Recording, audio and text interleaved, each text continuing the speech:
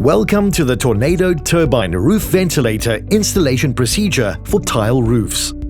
Before beginning the installation process, ensure you have all the necessary safety equipment, tools, and materials on hand.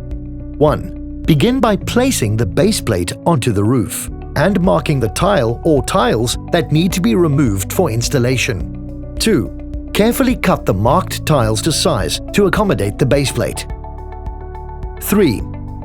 Push the marked tile up under the tile directly above it to create space for the base plate. Neatly cut the weatherproofing below. 4. Slide the base plate under the top row of tiles.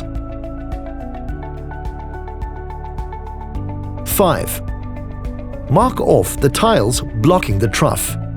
6. Remove these tiles and then trim them to size with an angle grinder. 7. Drill necessary holes into the base plate and roof for securing the base plate.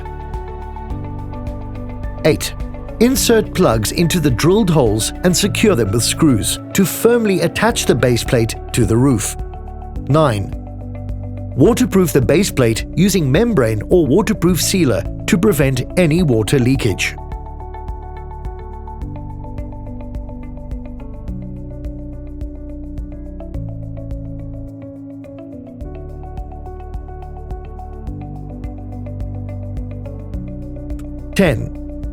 Place the turbine on the base plate, ensuring proper alignment, and check that the locking brackets are loose for adjustment.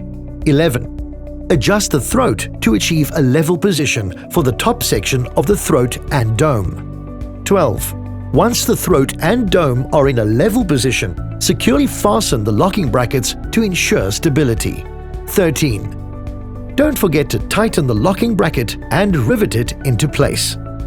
By following these steps and ensuring you have the necessary safety equipment, tools, and materials, you'll be able to effectively install the Tornado Turbine Roof Ventilator on your tile roof, providing efficient ventilation for your building.